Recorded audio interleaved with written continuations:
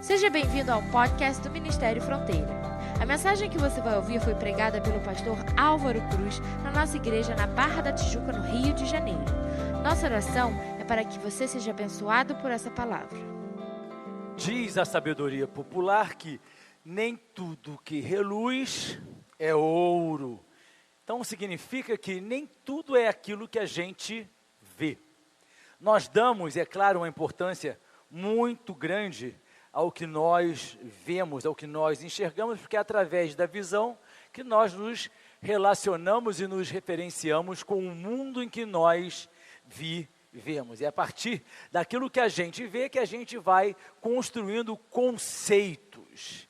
Mas é muito importante, queridos, que a gente aprenda que na vida espiritual as coisas não são da forma como nós vemos no nosso mundo material.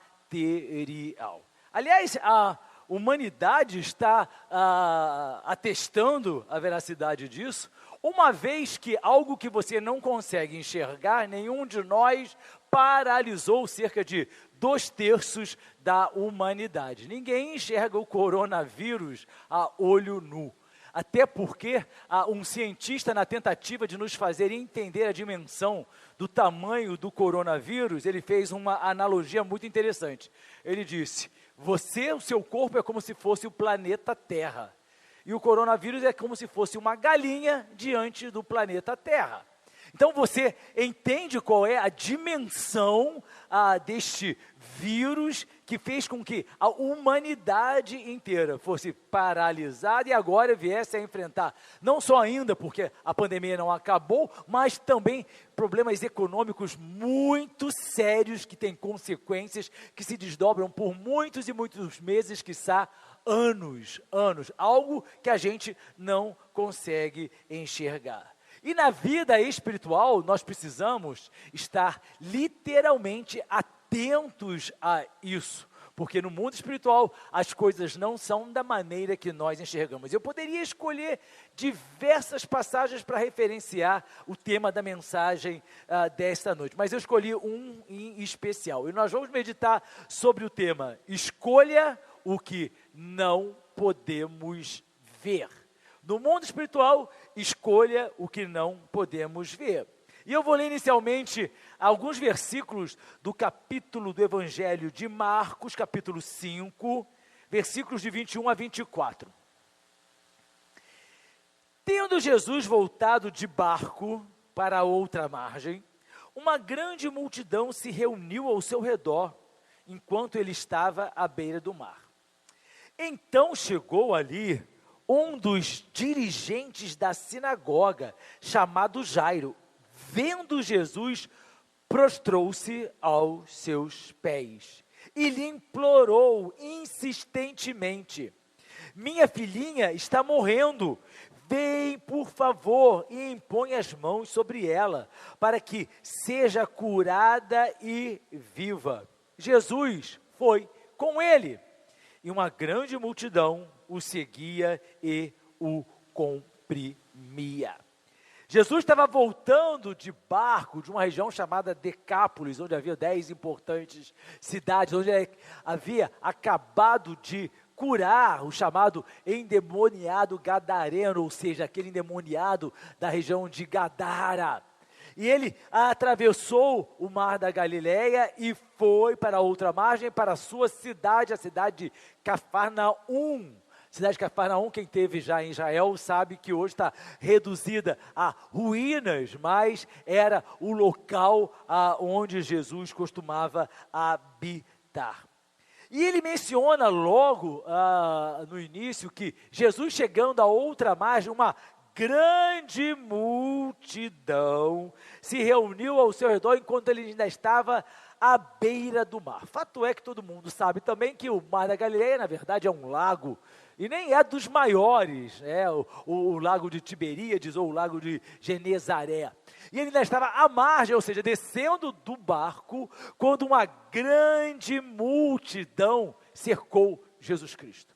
Cercou porque queria ver Jesus Cristo, alguns pela curiosidade de saber quem era Jesus Cristo, outros porque queriam continuar ouvindo os ensinamentos de Jesus, e alguns talvez por quererem ver milagres também que Jesus possivelmente poderia realizar. Eles não podiam perder a oportunidade de estar com Jesus.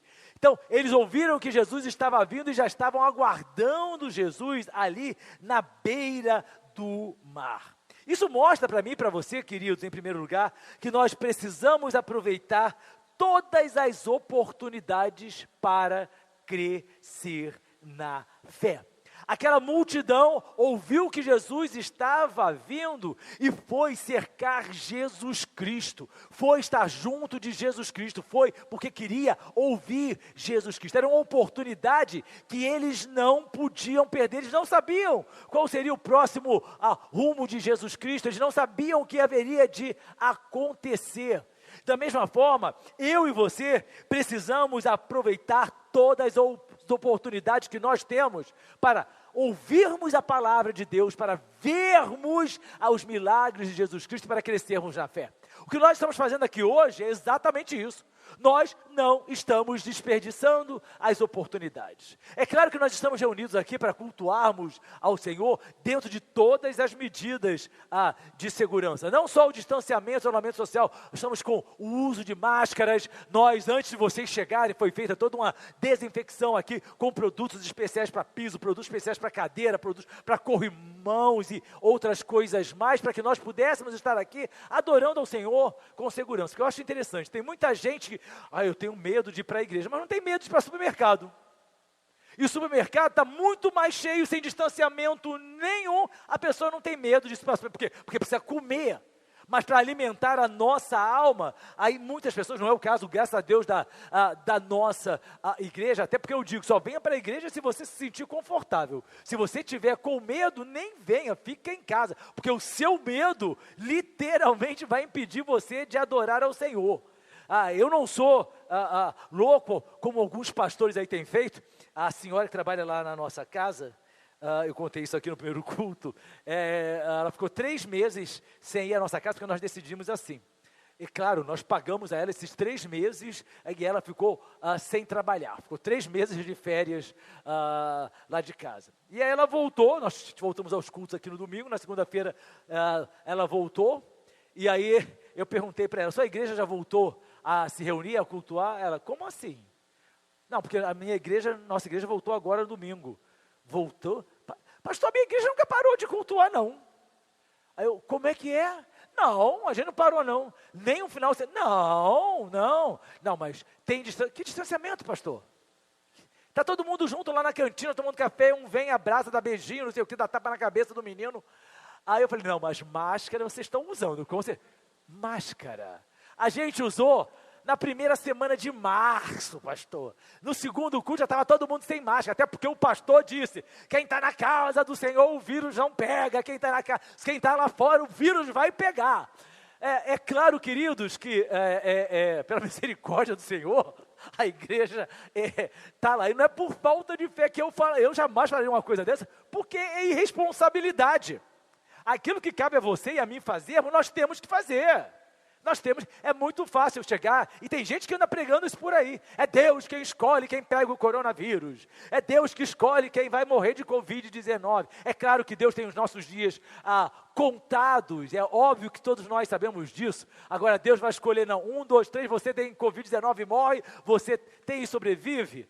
Nós contamos com a misericórdia do Senhor, eu sei disso, eu sei que eu não sou um número a mais na estatística, pela misericórdia do Senhor, não existe essa, nós vimos aí, é atleta, é jovem, é criança, morre todo mundo, morre neném como sobrevive quem tem 107 anos, é a misericórdia do Senhor sobre as nossas vidas, mas nós estamos aqui, dentro de todas essas responsabilidades, é claro que o que você faz lá fora, eu não sei. Se você é ali do portão da igreja para fora, quer tirar a máscara, beijar todo mundo, a mim você não vai beijar não. A mim você não vai beijar não. Não dessa vez. Até porque eu não quero ser beijado no céu, não. Tem tempo ainda para a gente chegar lá.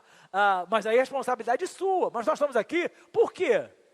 Porque nós não vamos perder essa oportunidade de nós estarmos aqui para crescermos na fé. Dentro das responsabilidades, sim, é feito com ordem e decência, como a Bíblia manda, sim, mas nós não vamos perder a oportunidade de estarmos aqui louvando ao Senhor. O seu louvor foi recebido por Deus, a sua oração foi ouvida por Deus, o seu clamor, pela misericórdia dele, ele atenta para e abençoa. Nós não vamos perder a oportunidade, não faça isso. João 9,4 diz assim: enquanto é dia, precisamos realizar a obra daquele que me enviou. A noite se aproxima quando ninguém pode trabalhar. O que significa? Que existe a oportunidade para nós fazermos, existe a oportunidade para nós cultuarmos, para nós adorarmos, para nós estarmos na casa de Deus, para nós estarmos aprendendo a palavra de Deus. Hoje, pela manhã, quando muitas pessoas estavam ali reunidas através da live no Facebook, no nosso Abrindo a Bíblia, aprendendo a palavra do Senhor, a Elaine mencionou aí ao longo desses meses, de manhã e de noite, nós estávamos juntos, e pessoas que eu nunca vi, que eu nunca encontrei, e continuam conosco. As orações continuam todas as quartas-feiras, bem como os cultos também online todas as quartas-feiras, e essas pessoas continuam ali juntos, adorando. Por quê? Porque não queremos perder a oportunidade. A gente não perde a oportunidade de comparecer a uma boa liquidação quando nos interessa. Tem uma liquidação de tal lugar. Antigamente o aniversário do Guanabara nunca mais vai ser o mesmo, acredite, nunca mais vai ser o mesmo, né? O Guanabara fazia aniversário, todo mundo, era aquele tumulto, virava notícia. Se bem que eu não duvido não, queridos, eu não duvido nada. Povo brasileiro, se botar uma boa liquidação, joga a máscara para o ar e vai para tudo, porque o povo não quer perder o quê? Oportunidades. A Bíblia diz que nós devemos aproveitar ao máximo todas as oportunidades. Colossenses 4:5 diz assim: sejam sábios no procedimento para com os de fora, aproveitem ao máximo todas as oportunidades. Não diz assim, aproveite algumas oportunidades. A Bíblia diz assim, aproveitem ao máximo, ou seja, ao máximo que você pode aproveitar, ao máximo. Tudo bem, tem queridos que vão assim, pastor, não dá para eu assistir os 2 cultos, já falando que eles vão cantar os mesmos louvores, a mensagem vai ser a mesma. É claro, muda um pouquinho, porque ninguém consegue pregar exatamente a mesma coisa em 2 cultos. Mas, por quê? Porque eu não quero perder a oportunidade de estar ali na igreja cultuando. A Bíblia manda a gente aproveitar ao máximo todas as oportunidades, ainda mais naquilo que se refere à nossa vida espiritual, porque a nossa vida espiritual, ela reflete na eternidade. Todas as outras oportunidades que nós usufruímos aqui, de uma boa compra, de um bom negócio, vai terminar quando nós morrermos, mas as oportunidades de estarmos juntos de Jesus, crescendo na nossa fé, adorando ao Senhor, isso vai ser levado para a eternidade. Mas é interessante que aquela multidão estava lá na praia, Jesus ainda descendo do barco, e aí, o versículo 22 diz assim: então chegou ali um dos dirigentes da sinagoga, chamado Jairo, e vendo Jesus, prostrou-se aos seus pés. E aí você consegue imaginar a cena de uma grande multidão ao redor de Jesus Cristo? E de repente, um dos dirigentes da sinagoga, que a Bíblia faz questão de identificar, de dar nome, Jairo. Tem situações em que a Bíblia menciona uma mulher, um homem e não dá o nome, mas no caso aqui fez questão de identificar um homem, dirigente da sinagoga, chamado Jairo. Esse homem era um homem muito importante, queridos.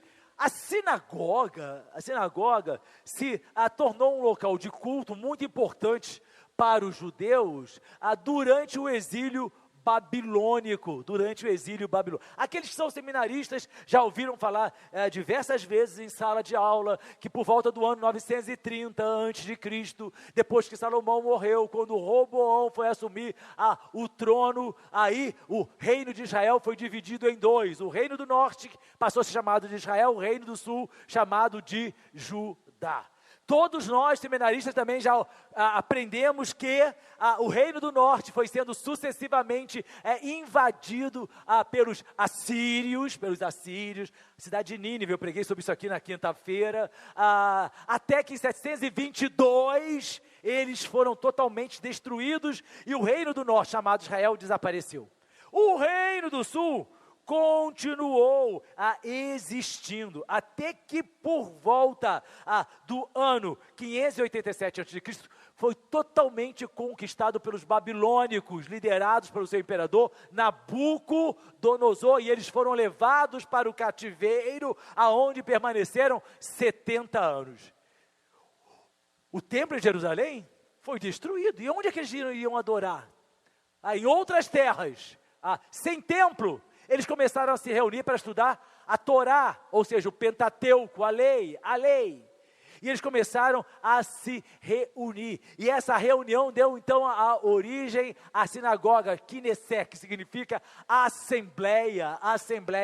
E quando eles voltaram do cativeiro, a sinagoga foi ganhando maior importância ainda. Nos tempos de Jesus Cristo, as sinagogas estavam espalhadas por diversas cidades, no caso aqui em menção, em Cafarnaum.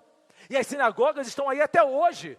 Quantos bairros no Rio de Janeiro possuem as suas sinagogas? Porque local de culto, local de reunião. E naquela ocasião, a sinagoga, além de ser um local de culto, era um local também onde se reuniam os sinedrins. O que eram os sinedrins? Eram os tribunais para fazer justiça dentro das localidades. E o homem que presidia aquele sinedrim era chamado de príncipe da sinagoga, ou principal da sinagoga, ou dirigente da sinagoga. Jairo era esse homem. Era um dos dirigentes. Algumas sinagogas tinham mais de um dirigente, porque eram responsáveis por organizar o culto, por escalar as pessoas que iriam ler a palavra, ou seja, iam ler a Torá, ou ler alguns rolos disponíveis na ocasião. Jairo era um homem muito importante, ele era um juiz. Ele era um homem conhecido, ele era um homem famoso, era um homem respeitado, era um homem reverenciado dentro daquela comunidade.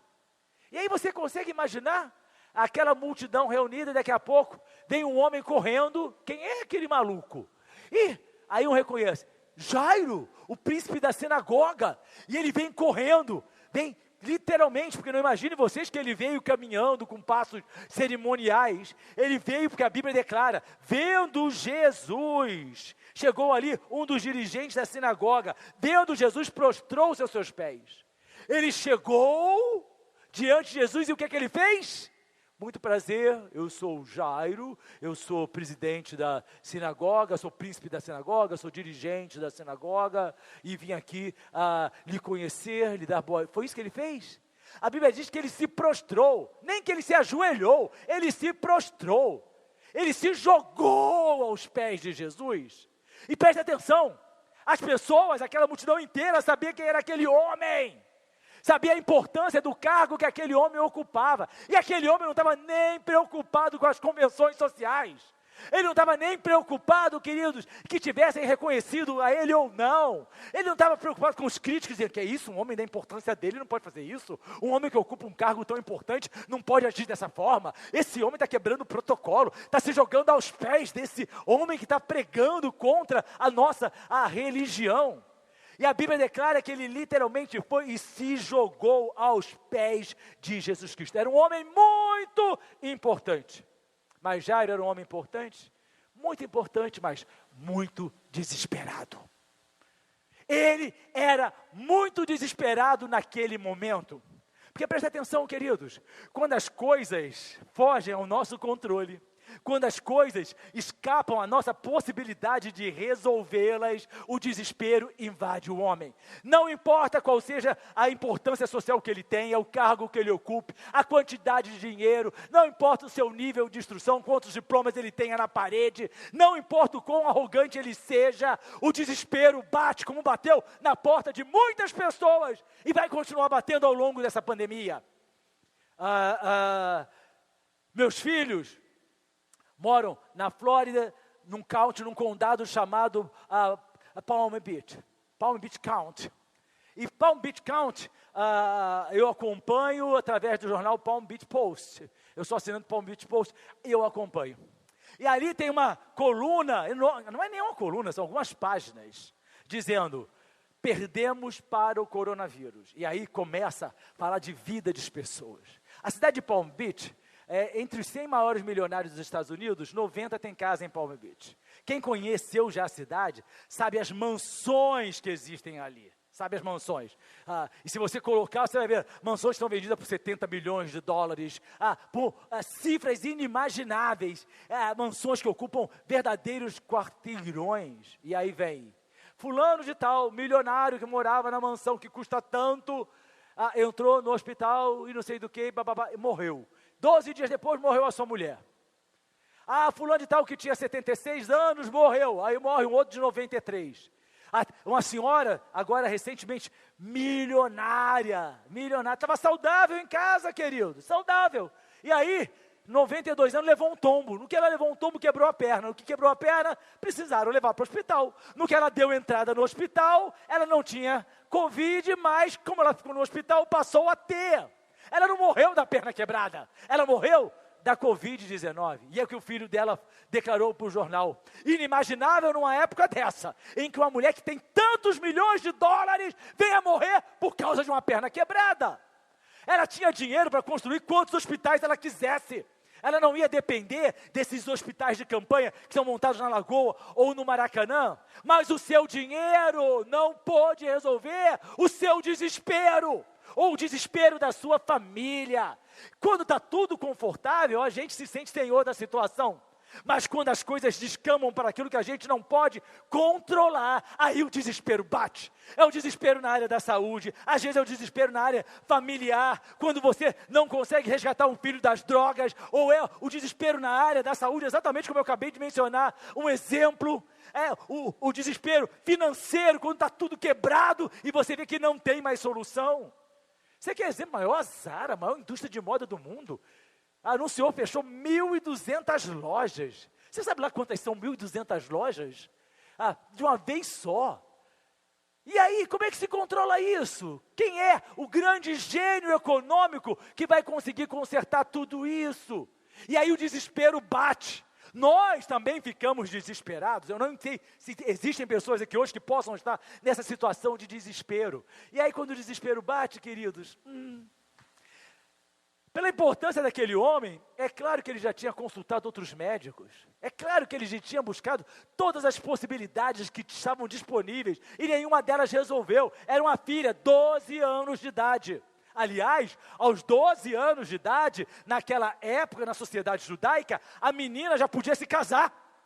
E talvez ele estivesse vendo nessa doença, exatamente, minha filha não vai casar, eu não vou ter netos, minha filha está morrendo, ninguém conseguiu curar a minha filha, ninguém consegue fazer nada. E o desespero deste homem era tão grande que ele entendeu, não adianta nada, o que eu sou é o que eu tenho. Eu não consigo guardar a vida da minha filha. Presta atenção, queridos. Não adianta nada o que temos ou o que somos na nossa vida. Primeiro, nós não conseguimos nos salvar a nós mesmos. E segundo, na nossa vida, só existe um que verdadeiramente pode nos fazer mais que vencedores. Jesus Cristo, o Filho de Deus. É através dele que nós nos tornamos mais do que vencedores. Não confie em quem você é. Não confie no que você tem. Nós precisamos confiar em Jesus Cristo, Rei dos Reis, Senhor dos Senhores. A Bíblia diz, uns confiam em carros, outros confiam em cavalos. Eu farei menção do nome do Senhor nosso Deus. Sabe o que eu acho bonito nesse Jairo? Ele sabia, querido, quantas pessoas tinham ali? 500? 1.000? 2.000? Quantas fossem, todos sabiam quem ele era. E aquele homem não quis nem saber. Ele foi e se... mas nós... pastor, nós somos assim, né? A gente tem que ter cuidado, porque a gente tem que ter cuidado com as pessoas com quem a gente se relaciona. Elas não compreendem bem que nós somos crentes. Às vezes a família não compreende bem que nós somos... E aí nós temos que agir, e a gente ainda dá um nome que não existe. Com sabedoria. A gente quando quer justificar as atitudes, a gente acha palavras maravilhosas, né? Eu estou sendo sábio. Não, querido, você não está sendo sábio. Você está se fazendo de bobo, dizendo que está sendo sábio. A gente tem vergonha de assumir quem nós somos de assumir a quem nós adoramos. É o que eu estava mencionando. As pessoas, estava ouvindo uma jovem reclamando que o vizinho dela bota pagode, 1h da madrugada, está lá no andar de baixo, a maior altura, não consegue dormir. E não está nem aí preocupado se estão falando ou não estão. Se fosse o crente, não pode ter reunião de oração aqui em casa, porque se orar mais alto, o vizinho vai ouvir, vai saber que aqui está tendo uma reunião de oração. Nós somos cheios de dedos. Esse homem não quis saber de nada, ele sabia o seguinte: eu sei o que eu preciso, e eu sei quem pode me dar, eu sei o que eu necessito, e eu sei que aquele que pode fazer algo por mim. Então, jogue no chão a sua importância, jogue no chão o seu status, e faça como Jairo, um homem desesperado, que correu em direção a Jesus Cristo. Salmo 34:19 diz assim: o justo, não é o crente não, hein? Lê direito. O justo passa por muitas adversidades, mas o Senhor o livra de todas. Não é o crente, não é aquele que diz que crê em Jesus Cristo, mas é o justo. É claro que nós somos justificados pelo sangue de Jesus Cristo, mas justo é aquele que observa aquilo que Deus quer que nós observemos. Justo é aquele que é aquilo que Deus quer que nós sejamos, não aquilo que nós queremos ser, mas aquilo que Deus quer que nós sejamos, a sua palavra. Aí sim, ele diz: você que é justo, vai passar por muitas adversidades, no mundo tereis aflições, mas o Senhor o livra de todas. Todas, é por isso que a Bíblia diz que nós somos mais do que vencedores. Nós não começamos a lutar, mas já somos vencedores, em nome de Jesus Cristo. O justo,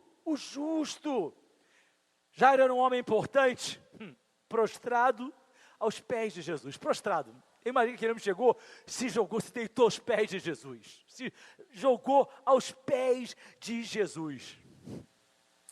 Seu desespero era tão grande, tão grande, tão grande. Ele não chegou nem a negociar com Jesus. Sou importante. Sabe com quem está falando? Não. Sou Jairo. Eu sou o dirigente da Príncipe. Eu sou o principal da sinagoga aqui de Cafarnaum. Olha só, se você me ajudar, eu posso te ajudar. Você está aí com problema, estão te perseguindo. Se você me ajudar, eu quebro o teu galho também. Foi isso que ele fez? Quantas vezes nós, crentes, queremos negociar com Jesus? Algumas pessoas cometem a tolice de querer negociar com votos, de votar ao Senhor. A Bíblia diz assim: tolo é aquele que vota e não cumpre. É muito triste o crente que vai na presença de Deus e fala: ai Senhor, se o Senhor me der vitória nisso, eu vou fazer isso. Não abra a sua boca. Porque a Bíblia diz assim: tolo, não pense você que Deus deixa de cobrar o voto que foi feito a Ele. Ele não pediu para você votar. Você votou porque quis. Agora, por isso que a Bíblia fala: tolo é aquele que vota e não cumpre. É melhor não votar. E muita gente, aí fora, as pessoas católicas fazem promessas. E a gente faz promessa. O crente faz voto a Deus e não cumpre na maioria das vezes. Porque quer negociar com Deus. Se o Senhor me abençoar, eu não vou faltar nenhum culto de domingo. Tem gente que faz uns votos: se o Senhor me abençoar, eu vou não sei do que. E aí depois, mas Deus, o Senhor sabe, aí vai.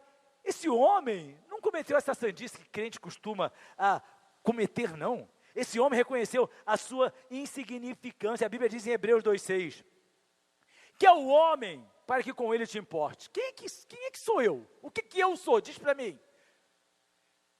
E o filho do homem, para que com ele te preocupes. Isaías 40:17 diz assim: diante dele todas as nações são como nada.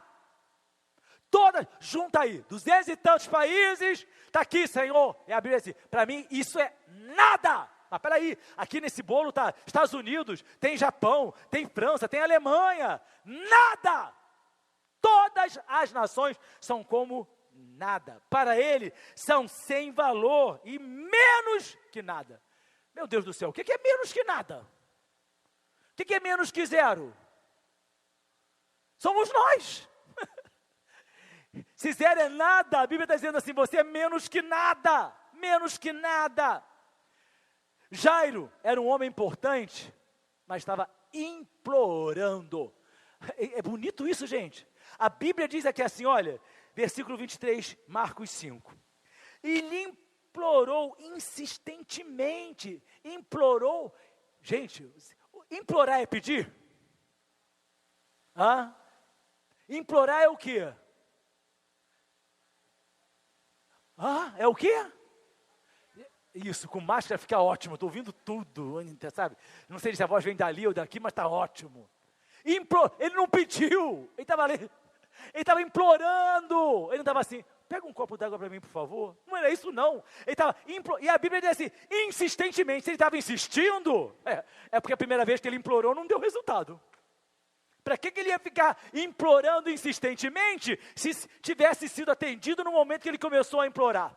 Significa que talvez, inicialmente, Jesus não tenha dado muita atenção para ele. Como? Quero ver até onde esse cara vai. Quero ver se esse cara realmente sabe o que ele quer. Eu e você precisamos saber o que nós queremos da nossa vida espiritual com Deus. Nós precisamos saber o que é que nós queremos. Nós queremos ir para o céu ou nós queremos ser reverenciados nessa terra? Nós queremos estar na presença de Deus e ter uma vida pia e santa? Ou nós queremos ter uma vida como os fariseus, para as pessoas olharem para a gente e pensarem que nós somos uma coisa, quando na verdade nós somos outra? Deus, Ele sonda-nos, é que o salmista escreveu, sonda-me, Senhor, você me conhece da aparência, Deus me conhece por dentro, Ele sabe quem eu sou, Ele sabe quem nós somos. Nós, infelizmente, julgamos por aquilo que a gente vê. E aí, mesmo que a sabedoria popular fale assim, olha, nem tudo que reluz é ouro. Não, mas eu acho, parece que é ouro, de repente é ouro, de repente é ouro. Deus, queridos, olha para mim e para você e quer saber qual é a veracidade do seu relacionamento com Ele. Não basta dentro da igreja, muitos chamados, esse versículo está batendo na minha cabeça as últimas semanas. Poucos os escolhidos, poucos. Porque Ele não olha para os chamados, Ele sonda, Ele vai aonde eu e você não podemos ir. Nós julgamos pelo comportamento das pessoas, Ele sonda as nossas intenções, Ele sabe quem nós somos na verdade. Está suplicando, está implorando, vamos ver se Ele sabe realmente quem eu sou e o que Ele quer de mim. Alguns amigos devem ter chegado assim, Jairo, levanta daí, cara, não está dando atenção para você não, olha a importância que você tem, cara, não se rebaixa, Jairo, você é príncipe você acha que isso não aconteceu? Claro que aconteceu. Jairo, você é muito importante, você está envergonhando a sinagoga, levanta, Jairo, por favor. Jairo, vão tirar você da função de príncipe da sinagoga, você está jogado nos pés desse cara, e esse cara não está nem dando atenção para você. Porque nós vamos ver, queridos, que a multidão, as pessoas que nos cercam, estão sempre prontas para blá, blá, blá, blá, blá, blá, blá, blá, blá, blá, blá, blá. Comer o nosso cérebro com as suas opiniões maravilhosas, com os seus conceitos muito bem estruturados, com o seu achismo individualizado. E aqui nessa passagem mostra para mim e para você isso diversas vezes. Implorou insistentemente. Tem que implorar? Implore. A Bíblia manda o seguinte, orar só uma vez, é isso? Já apresentei ao Senhor. A Bíblia diz, orai quantas vezes? Orai sem algo que não cessa, é algo que não tem fim. Mas pastor, eu já olhei 1.358.423 vezes. E aí Deus olha, ore sem cessar. Não pare, clame, ore, insista. Pedi, não basta pedir uma vez. Batei, buscai. A gente precisa literalmente entender como esse homem, ele sabia o que ele precisava. E ele sabia quem podia atentar para ele. Não desista, não pare no meio do caminho. A despeito das pessoas falarem para ele, levanta, olha a vergonha. E a gente passa muito por isso também. A gente precisa entender, querido, não importa quem é que você seja. Importa quem Ele é. Importa quem Deus é. Importa quem nós servimos. É isso que a gente não pode perder de vista. Um homem que estava ali implorando. Por quê? Porque a sua filha estava morrendo. E ele tinha mais a que implorar mesmo. Ninguém poderia dar vida àquela menina. Jairo estava cego, literalmente, quanto ao futuro da sua filha. Como é que vai ser o futuro da sua filha? Não vai. Eu não vou ver minha filha vestida de noiva. Eu não vou estar na formatura da minha filha, porque ela não vai se formar. Imagina quantos sonhos aquele homem não construiu para aquela menina que agora estava atingindo não só a sua vida de puberdade, mas a vida na faixa etária em que ela poderia se casar e dar andamento à sua vida naquela época de acordo com os valores dos judeus. E aí? O que eu vou ver da minha filha? Absolutamente nada. Mas ele sabia, eu posso não enxergar, mas esse Jesus, ele enxerga o futuro, ele sabe o que vai ser. Nós não sabemos sequer como vai ser amanhã. Todo mundo aqui tem planos para amanhã. Algumas pessoas vão trabalhar, outras vão ficar em home office, outras vão ter reuniões, outras vão, vão para o supermercado, outras têm consulta médica, que a gente nem sabe se vai acontecer. Nem sabe se vai acontecer. Todos nós temos planos aí, e 3 meses, queridos, é 1/4 do ano. 1/4 do ano. Eu tinha tantas coisas para fazer durante esses 3 meses que não aconteceram. Por quê? Porque eu não controlo. Porque você não controla. E aí, esse cara, eu não controlo o futuro da minha filha, mas esse homem, ele pode. Tanto é que ele implora e diz, vem, por favor. Está lá rogando, vem, por favor. Esse homem, até então ele não era crente, mas sabia tudo. Nós precisamos ser Jairos. Hoje em dia está muito na moda, crente ordenando, eu ordeno que os anjos desçam do céu, eu ordeno que os anjos visitem a casa de fulano, eu ordeno que Beltrano seja curado. O que você ordena? O que eu ordeno? Eu não tenho poder nem você. O poder que nós exercemos, querido, está no nome de Jesus Cristo. É um poder por delegação, nos é delegado, nós não temos. Esse homem estava lá, Senhor, tem misericórdia. E quando você clama misericórdia, você está dizendo o quê? O que é misericórdia? Misericórdia, um coração miserável. Você está dizendo, Senhor, coloque esse miserável que eu sou dentro do teu coração. Clamar por misericórdia é você dizer, eu sou miserável, olha para mim e tenha piedade. Vem, por favor.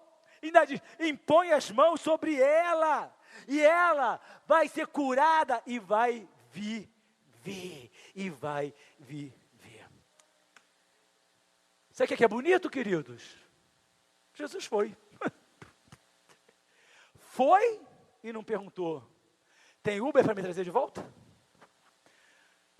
Quantos quilômetros fica a sua casa? Sua casa tem ar-condicionado? Você vai me servir a um lanche? A Bíblia diz que Jesus foi. Vem, por favor. E Jesus foi. Quando Jesus é convidado, ele vai. O primeiro milagre que Jesus realizou, quando ele iniciou o seu ministério, foi num casamento. Ótimo, vocês sabem tudo. Num casamento ou casamento. Vocês acertaram tudo. Leandro está sabendo tudo, hein, Leandro? Foi num casamento. E por que ele estava no casamento? Porque ele foi convidado. Quando ele é convidado, mas presta atenção, é convite sincero. Não é convite brasileiro passar lá em casa para tomar um cafezinho e nem dar o endereço. Vamos marcar um cafezinho para a gente botar o papo em dia. Tá. E vai embora, não sabe o telefone, não sabe onde é que mora. E tem crente fazendo convite assim para Jesus, entendeu? Jesus, passa lá em casa um dia desse para tomar cafezinho. Apocalipse 3:20 diz assim, eis que estou à porta e bato. Se alguém ouvir a minha voz e abrir a porta, entrarei e cearei com ele e ele comigo. Quem é que abre a porta? É você, sou eu. Somos nós que permitimos que ele entre. Mas aí, queridos, quando Jesus estava falando, a Bíblia diz assim, versículo 35. Enquanto Jesus ainda estava falando, chegaram algumas pessoas da casa de Jairo, não eram estranhos. Os dirigentes da sinagoga, sua filha morreu, disseram ele. Não precisa mais incomodar o mestre. Quando o fato está consumado. Sua filha morreu. Aí, passou vergonha à toa. Se jogou lá nos pés desse cara, fez aquele escândalo, foi envergonhado. E agora, adiantou nada. Para que você passou tanto tempo na igreja? Para que você passou tantas vezes indo lá cultuar e adorar? Não precisa mais incomodar o mestre. As pessoas sempre gostam de dizer isso. Quando Jesus foi para a casa de Lázaro, e Lázaro já tinha morrido, o que a irmã dele fala? Ah, já tem dias que ele morreu, Jesus. Se o senhor estivesse aqui, ele não tinha morrido. Se o senhor tivesse chegado na hora, mas o senhor chegou atrasado, o senhor chegou tarde. Da mesma forma, agora, sua filha já morreu. Está cheio de gente para desanimar a sua fé. Está cheio de gente para derrubar a sua fé. Olha só, olha como você tem orado. O que tem acontecido? Está tudo igual. E pior que tem crente que ainda fala assim mesmo. Tem orado tanto, mas não tem mudado nada, absolutamente nada. Está cheio de pessoas querendo, como eu mencionei, encher o seu ouvido de coisas, de opiniões, de achismos, de avaliações, de, olha quem eu sou, olha o que é que eu sou, o que é que eu... e vai por aí afora. É a mesma coisa. Não me vem com essa história de que vox populi vox dei. Voz do povo é voz de Deus. Quanto mais tem gente falando no seu ouvido, queridos, pior para você. Eu não quero estar cercado, mas não quero mesmo. Eu não quero estar cercado por pessoas que venham dar opiniões, eu não quero estar cercado por pessoas que vão me convidar para churrascos, para jogar bola, ou para dar um mergulho na praia. Eu não quero não faço a menor questão. Eu quero estar cercado por homens e mulheres que querem ir para o céu. Você quer ir para o céu, mas quer ir para valer. Então, de você eu quero ser cercado. Se você é mais ou menos, querido, foge de mim, porque eu não estou interessado. Com certeza. Não estou não. Como pastor, eu estou interessado que todos cheguem para o céu. Eu não estou interessado em ficar rodeado de pessoas, eu não estou. É isso que você precisa entender. Olha só, pessoas da casa de Jairo. Você imagina esse cara que se jogou aos pés de Jesus, de repente os amigos da casa dele, a Bíblia faz questão de dizer, pessoas da casa, não eram estranhos. Então, eram pessoas do convívio dele. Tem que entender a Bíblia como ela está escrita. E aí diz, sua filha morreu, não tem mais esperança para nada, não. E o que acontece com Jairo? Ele olha para a multidão, para os amigos, olha para Jesus. E agora, turning point. Aqui a história muda totalmente. Até então era Jairo implorando, Senhor, vem, vai na minha casa, por favor, impõe as mãos e faz isso, eu estou te implorando. Agora, o choque da fé. Creio ou não creio? Creio ou não creio? Jesus, a Bíblia assim, não deu a mínima para a notícia que a menina tinha morrido. Marcos 5,36. Não fazendo caso do que eles disseram. Presta atenção, a Bíblia diz assim, Jesus não se importou. Não fazendo caso. O que significa? A menina morreu, Jesus. Está na Bíblia, eu estou dizendo, não fez caso, não é que não deu atenção, não, Jesus, tá, blá, blá, blá, blá, blá, blá, blá, blá, morreu, e isso e aquilo. Jesus simplesmente não faz nem caso. Jesus vira para o homem e só diz o seguinte, não tenha medo, tão somente creia. Jesus disse o quê? Fica tranquilo, eu vou ressuscitar tua filha. Ele disse isso para ele? Disse? Não. Ele disse assim, pode ficar tranquilo, eu vou curar tua filha. Disse? Não. Só disse, não tenha medo e tão somente creia. Não tenha, Jesus não prometeu nada para ele. Queridos, sabe o que a gente precisa fazer? Muitas vezes, a nossa fé, sabe o que ela precisa? Não é nem de jejum de oração, não. A nossa fé precisa de tampão de orelha. Puf. Quer manter a sua fé? Olha só, deixa eu te falar. Mas eu acho que... Eu tenho a opinião de que... É fazer que nem Jesus. Estou nem fazendo caso. As pessoas adoram ouvir. Adoram. Ai, fulano falou. Mas presta atenção, queridos. A pessoa fala o que quer. Mas eu também só escuto o que eu quero. Ninguém vai me obrigar a escutar o que eu não quero escutar. Se chegar para mim, eu falei, pode parar. Eu queria falar de fulano, pode parar. Agora, aí o fulano, querido, tampão de ouvido. Não foi nem jejum, nem oração. Muitas vezes o que a gente precisa é fazer ouvidos. Como é que é a pessoa que não quer ouvir? Gente, ouvidos. Não, tem outro. De mercador já serve, Joel, já serve. Ouvido de mercador, já serve. Se esse homem tivesse ouvido a multidão, se esse homem tivesse ouvido seus amigos, a filha dele tinha sido curada? Sua filha morreu. Obrigado, Jesus, valeu, mas... Olha só, a gente sabe que no final a filha dele foi curada. A gente sabe que Jesus ressuscitou a menina que tinha 12 anos. E mais, esse homem, depois da ressurreição da filha dele, é claro que ele se tornou um crente em Jesus Cristo. É claro que Jairo se converteu diante daquele milagre. Ou seja, a salvação entrou na casa dele. Se ele tivesse ouvido pessoas, a filha tinha morrido e ele tinha ido para o inferno. Você entendeu a gravidade de você ficar ouvindo o que você não tem que ouvir, mas ouve porque quer? É sério demais, queridos. Está aqui, está aqui. E aí a gente vai ver mais adiante. Vamos acelerar o passo. Jesus chega na casa. Quando chega na casa, a Bíblia diz: Jesus viu um alvoroço, aquela confusão, um monte de gente chorando, aquele desespero. Carpideira contratada, é claro, para chorar, porque estava sendo paga. Aí, sua filha morreu. Aí Jesus diz o quê? Morreu não, está dormindo. Aí o povo... Como é que é?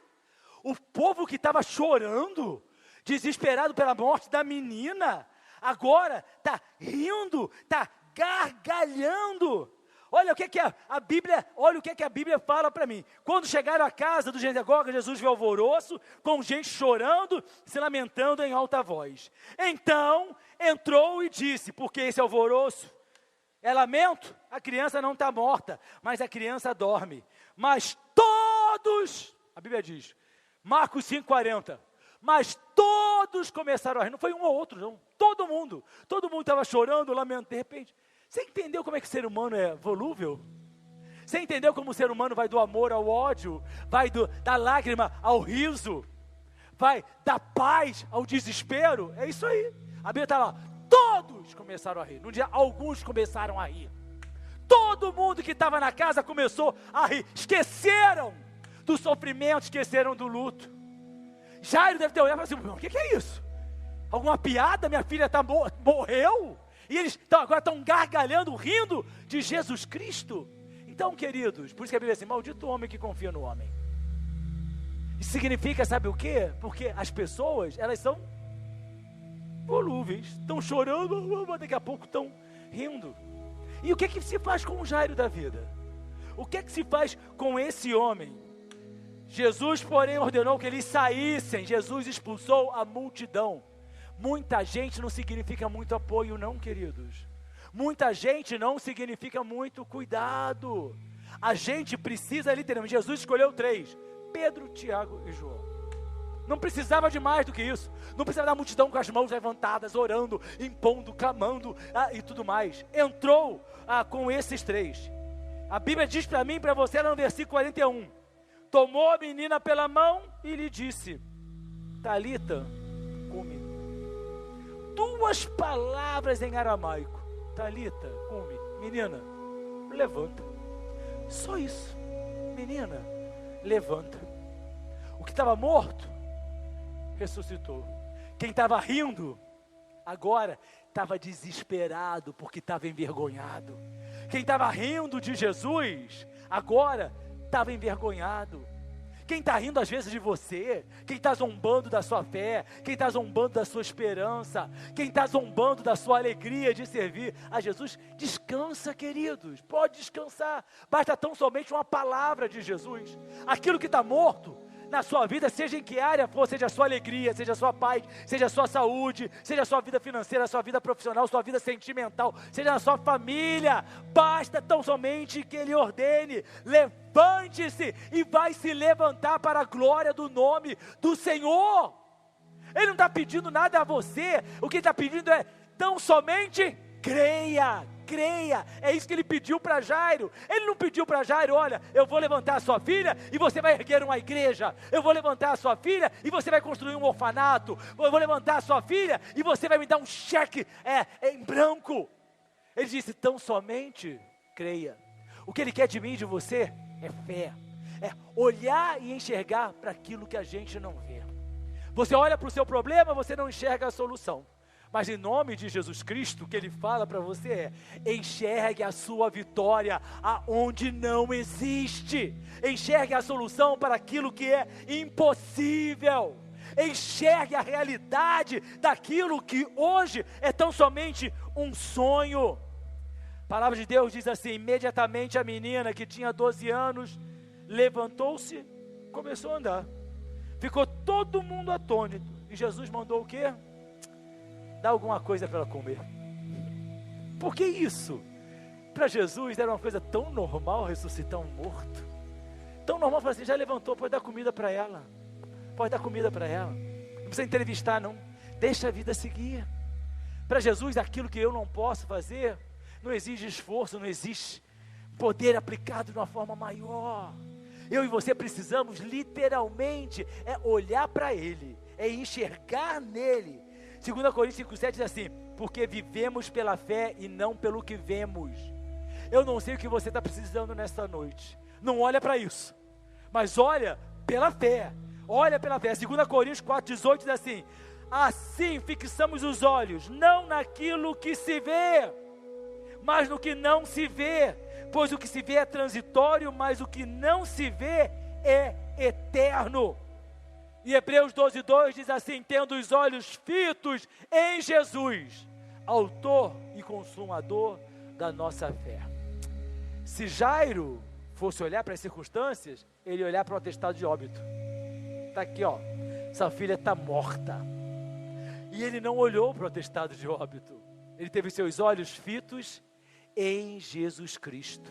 Está na hora da gente tirar o nosso olhar dessa realidade, do nosso problema, da nossa dor, da nossa ansiedade, da nossa angústia, do nosso desespero. Está na hora da gente elevar os nossos olhos e colocá-los em Jesus Cristo. E Hebreus 12,2 diz: autor e consumador da nossa fé.